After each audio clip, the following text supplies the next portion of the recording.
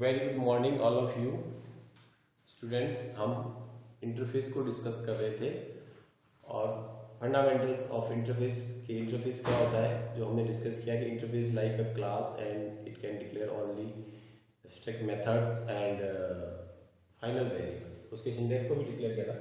तो क्लास की भांति हम इंटरफेस को भी इनहेरिट कर सकते हैं। इंटरफेस को इंटरफेस से कनेक्ट कर सकते हैं और इंटरफेस को क्लास से भी कनेक्ट कर सकते हैं।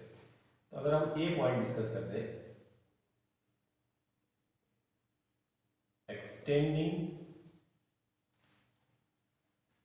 इंटरफेस।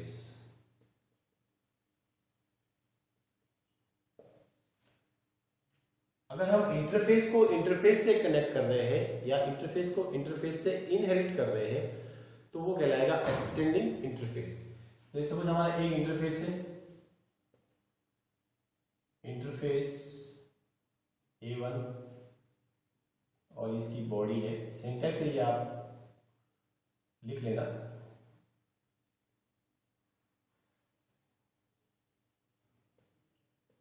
दूसरा हमारा इंटरफेस है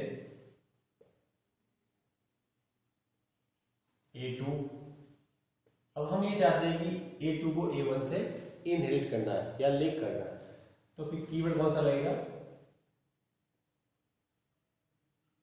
एक्सटेंड्स और आपके इंटरफेस का नाम, और यहां पे आएगी A2 की बॉडी। तो ये तो सिंटैक्स हो गया एक्सटेंडिंग इंटरफेस। जब हम एक इंटरफेस को दूसरे इंटरफेस से लिंक या इनहेरिट करेंगे या एक्सटेंड करेंगे तो उसमें दोनों ही इंटरफेस चाहिए। तो उसके लिए जो कीवर्ड काम में आएगा वो कीवर्ड है आपका एक्सटेंड्स। जैसा कि हम क्लास में करते थे, क्लास का इनहेरिटेंस हमने डिस्कस किया है क्लासेस में। उसी का बी पॉइंट देखिए आप,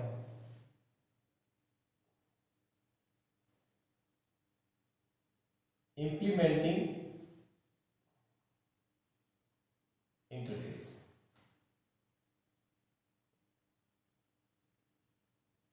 आपको पहले मैंने डिस्कस किया है कि जैसे suppose class S1 and class S2, यदि S1 को S2 से हमें इनहेरिट करना है तो हम एक्सटेंड कीवर्ड का यूज करते हैं। एक्सटेंड्स और S1 और यहाँ पे इसकी बॉडी आ जाएगी। तो जो दो क्लासेस को अपन जब इनहेरिट करते हैं तब अपन कौन सा कीवर्ड यूज करते हैं?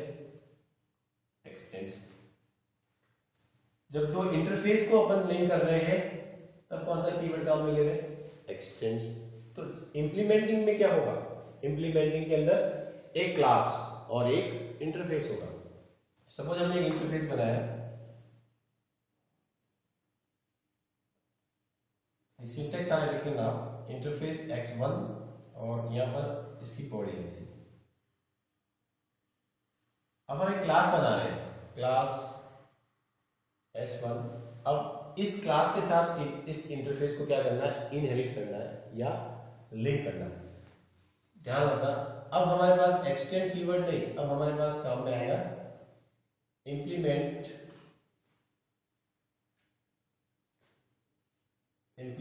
और आपके उसका नाम, इंटरफेस का नाम।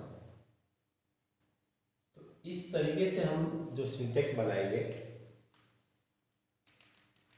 और इसी से आपका मल्टीपल इनहेरिटेंस बनेगा। मल्टीपल इनहेरिटेंस का भी अपन एग्जांपल देख सकते हैं। जैसे मल्टीपल इनहेरिटेंस में होता क्या है, जैसे क्लास A और क्लास B, ये दोनों आपस में लिंक है। तो ये तो सिंगल इनहेरिटेंस हो गया। सिंगल इनहेरिटेंस जावा में एप्लीकेबल होता है। अब मल्टीपल इनहेरिटेंस में क्या होता है? मल्टीपल बेस क्लासेस, जैसे यहाँ पे आएगी क्लास C और A।